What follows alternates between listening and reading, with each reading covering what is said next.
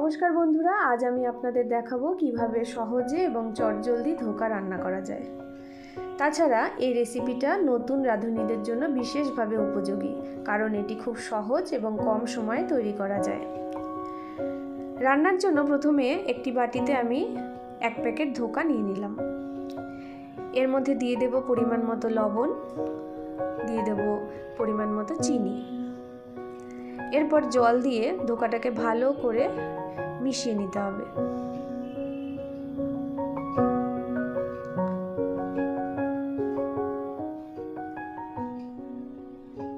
ঘনত্বটা ঠিক এই রকম।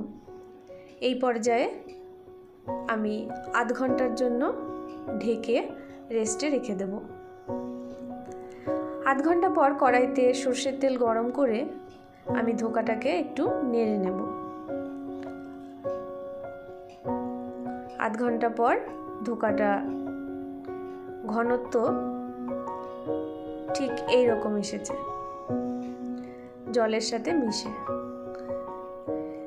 এবার এটাকে কড়াইয়ের মধ্যে আমি নেড়ে নেব। ভালো করে নাড়তে হবে। প্রয়োজনে অল্প পরিমাণ জল দিতে পারেন, দিয়ে আরও বেশ কিছুক্ষণ নেড়ে নিতে হবে।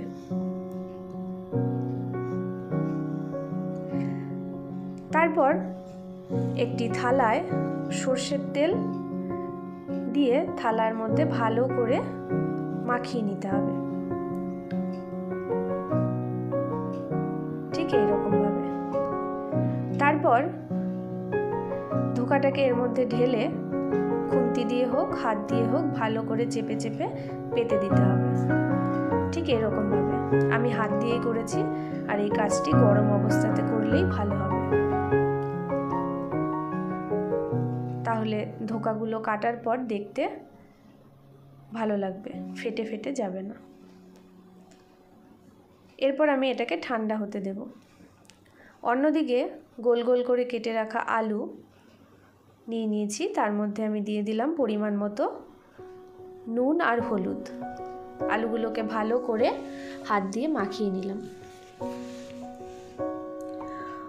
কড়াইতে তেল গরম বসিয়ে দিয়েছি, এবার আলুগুলোকে আমি ভেজে নেব। পুরো রান্নাটাই অল্প আঁচে করলে ধোকার স্বাদ আরও ভালো হয়, আর ধোকা খেতেও বেশ নরম হয়। আলুগুলোকে আমি অল্প আঁচে ঢেকে ভেজে নেব, তাতে আলুর ভেতরটা ভালো করে সিদ্ধ হবে। এদিকে আমার ধোকা ঠান্ডা হয়ে গেছে, এবার আমি একটু চাকু দিয়ে কেটে নেব। দেখুন কাটা হয়ে গেছে, ঠিক এইরকম ভাবে কেটে নিয়েছি।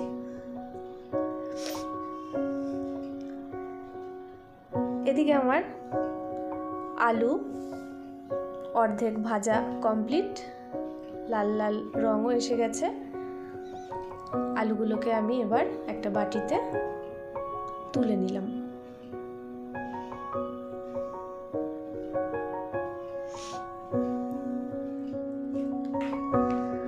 ধোকা ভাজার সময় খেয়াল রাখবেন তেল যেন খুব বেশি গরম না হয়, অল্প আঁচে ভাজতে হবে।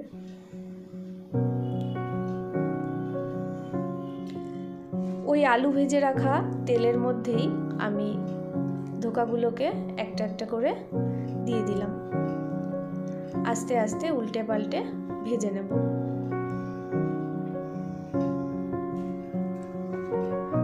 এই রেসিপিটি খুব সহজ হলেও এর স্বাদ কিন্তু অসাধারণ। দেখুন ঠিক এইভাবে উল্টে পাল্টে অল্প আঁচে ধীরে ধীরে ভেজে নিতে হবে। আমার ধোকা ভাজা হয়ে গেছে, আমি এবার ধোকাগুলোকে তুলে নেব।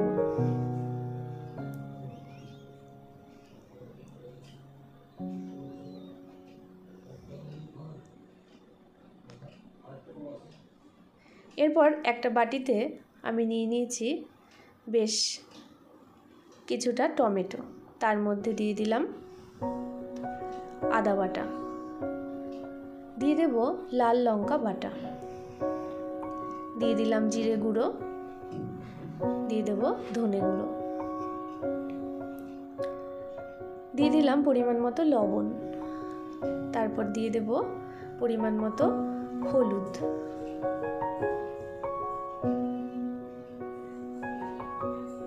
এরপর মশলাটাকে আমি জল দিয়ে ভালো করে মিশিয়ে নেব।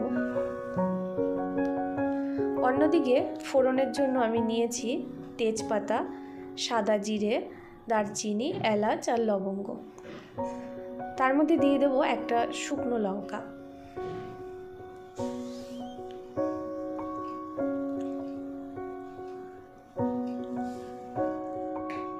ফোড়নটা ভাজা ভাজা হয়ে আসলে আমি এর মধ্যে জলে গুলে রাখা মশলাটা ঢেলে দেব।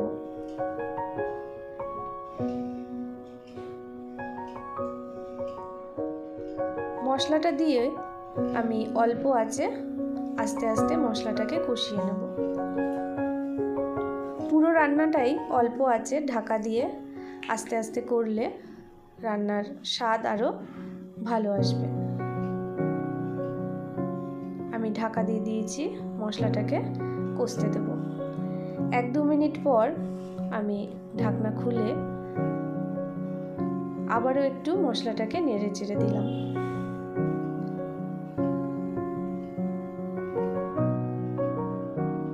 টমেটোগুলো দেখুন প্রায় অর্ধেক সিদ্ধ হয়ে গেছে।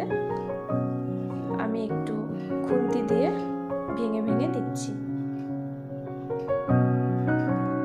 আবারও নেড়ে চেড়ে প্রায় 2 মিনিট মতো ঢাকা দিয়ে রাখবো। 2 মিনিট হয়ে গেছে, ঢাকা খুলে নিলাম। দেখুন আমার মশলা কষানো প্রায় কমপ্লিট। এরপর আমি এর মধ্যে দিয়ে দেব 1 চামচ চিনি। চিনিটা অপশনাল, আপনারা চাইলে দিতেও পারেন, নাও দিতে পারেন।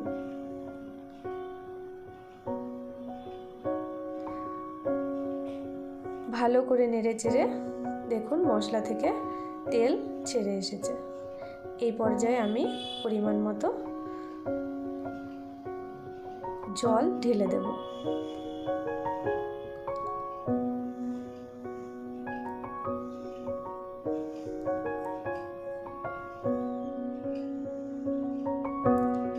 যে বাটিতে আমি মশলা রেডি করেছিলাম সেই বাটিতেই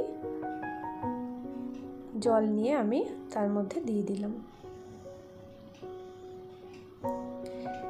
এবার আঁচ কমিয়ে লো আঁচে আবারও ঢাকা দিয়ে দেব। ঝোলটা আমার ফুটে এসেছে।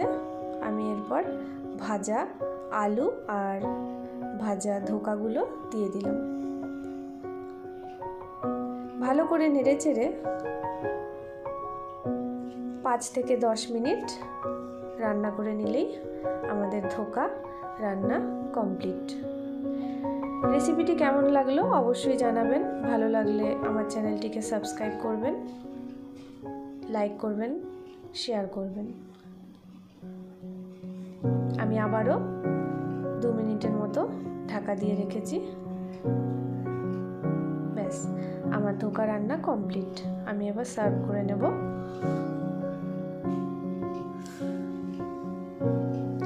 আপনারা চাইলে এর মধ্যে আপনাদের পছন্দের সবজিও অ্যাড করতে পারেন। আজ এই পর্যন্তই। ধন্যবাদ। ভালো থাকবেন, সুস্থ থাকবেন।